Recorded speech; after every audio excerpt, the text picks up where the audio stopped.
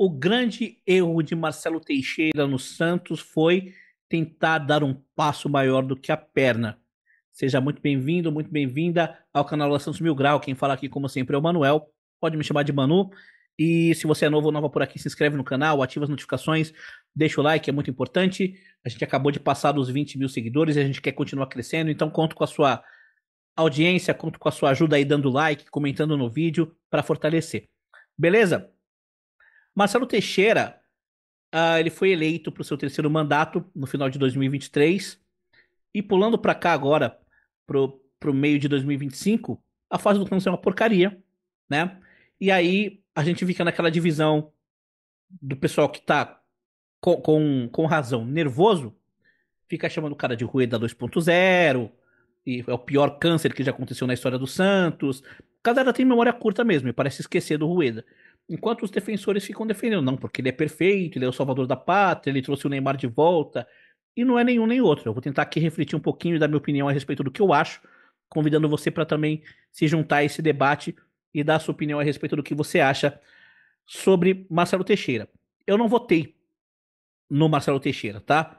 Acho que até teria votado no Marcelo, sendo bem sincero aqui pra vocês. Se eu tivesse em 2023 com a possibilidade de votar, dentre os candidatos ali que se apresentaram, Santos rebaixado, Marcelo Teixeira era um presidente que conhece o ofício e eu acho que era o mais indicado para tirar o Santos da segunda divisão. Então, acredito eu que eu teria votado no Marcelo Teixeira se eu tivesse a oportunidade. E acho que o Marcelo Teixeira começou muito bem. Acho que ele faz um ano de 2024 muito bom. E o principal mérito do Marcelo Teixeira foi reconhecer a situação do Santos. Foi reconhecer, foi ter humildade de reconhecer que o Santos era um time de segunda divisão, sem poder de investimento, entender que a gente precisava ser criativo e agir no mercado, ir ao mercado para formar um elenco competitivo, porque a gente precisava dar uma resposta no campo. Por mais que o time tivesse rebaixado, a gente precisava fazer um paulista melhor do que a gente vinha fazendo nos últimos 3 anos e tinha a obrigação de subir. E eu acho que a gente conseguiu montar um bom elenco, com pouquíssimo investimento. O pessoal fala, mas a maior folha salarial da Série B. Sim, uma folha salarial que foi montada, foi adquirida no governo Rueda. A folha salarial daquele time, daquele elenco novo de 2024, assim, representava o quê? 40% dessa folha salarial. E a gente conseguiu chegar na final do Campeonato Paulista, vencemos os clássicos, vencemos o São Paulo, vencemos o Corinthians, vencemos o Palmeiras na primeira partida da final. Aquele time do Carille não jogava um futebol encantador, eu nunca achei que jogava um futebol encantador, mas jogava um futebol necessário. Futebol necessário. Futebol competitivo, pragmático, eficiente. Começa o Campeonato Brasileiro e a gente começa bem as primeiras rodadas, e aí vem aquela sequência de 4 derrotas e o Carille começa a balançar, principalmente com aquela história do Corinthians. E aí eu acho que vem o segundo grande acerto do Marcelo Teixeira, que foi não mandar o Carille embora. Manter o Carille empregado até o final do campeonato nos garantiu o acesso. Vocês imaginem se a gente tivesse mandado embora o Carille e colocado o Caixinha no lugar dele. O Caixinha que tinha caído do Bragantino naquele ano e poderia ter sido contratado pelo Santos. Vocês imaginem. Assim, seria um terror, seria um Deus nos acuda.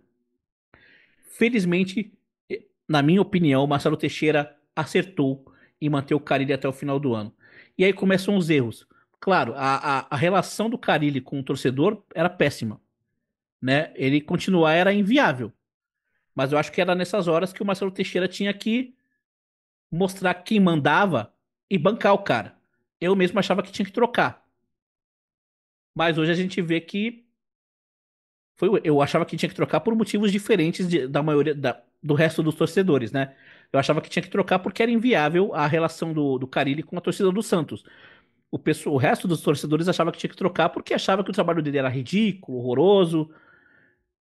Pois é, pelo menos a gente ficava na frente do Ceará e do Mirassol. E o Marcelo Teixeira não mancou, sabe? Ele tinha que ter se apegado no que deu certo do ponto de vista dos resultados. O Santos conseguiu resultados em 2024. O Santos conseguiu bater meta em 2024.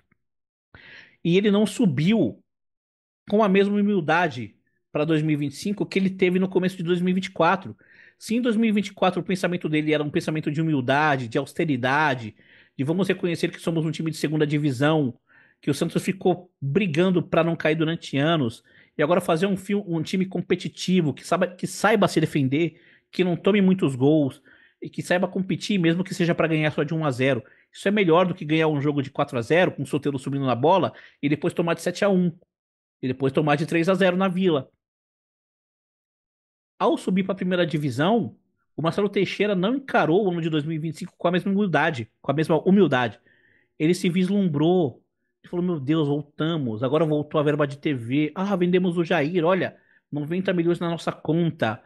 Ao invés dele ter a humildade de se apegar no que tinha dado certo em 2024, na base do elenco que ele tinha construído, que não jogava um futebol virtuoso, não jogava um futebol plástico, mas era um futebol eficiente, o que ele fez? Ele dispensou o Otero, o Caixinha no caso, né? O Juliano tinha renovação, já tinha renovado o contrato automaticamente, e ele dispensou o Juliano, deixou o Juliano ir embora. Jogadores que eu acho que seriam importantes hoje para o Santos. E no lugar desses caras, ele fez o quê? Ele tentou dar um passo maior que a perna e gastou uma fortuna em reforços. Gastou mais de 130 milhões em reforços. Só no Rolêzer foram 70 milhões. Só no Tassiano foram 30 milhões. No Tiquinho foram mais do que 20 milhões? 3 milhões e meio? Enfim, me corrijam aí. No Zé Rafael, esse eu acho um baita reforço, 2 milhões e meio de euros. No Zé Ivaldo foi 1 milhão de dólares. Mais 5, 6 milhões de reais. Ao total, gastou mais de 130 milhões de reais em reforços, achando que isso ia reforçar o elenco para que o elenco ficasse forte o suficiente para bater de frente com Flamengo, Palmeiras, Atlético Mineiro. Assim, o Marcelo Teixeira, ele deu uma flopada tão grande em 2025, ele deu um all-in, e tá tão claro que ele perdeu esse all-in em 2025, que a culpa é dele dessa situação atual do Santos, tá? A culpa é dele, ele não teve a humildade que ele teve em 2024 de entender que o Santos, como recém-promovido da segunda divisão, tinha que pensar primeiro em se manter na primeira divisão. Não pensar em montar o elenco pica das galáxias para bater de frente com Flamengo, com Palmeiras, não. Tivesse humildade, como o Ceará teve e agora tá aí bem na frente do Santos, na parte de cima da tabela. Então esse foi o grande erro do seu Marcelo Teixeira, meus amigos. Ele descontinuou o trabalho que tinha todos os defeitos do mundo, futebol burocrático, jogava feio, mas batia meta, conseguia resultado, chegava em final de Paulista, era mais time que o Ceará, era mais time que o Mirassol. Hoje o Santos é mais time que o Ceará, com 130 milhões de reforços em campo, é pior que o Ceará. É pior que o Mirassol.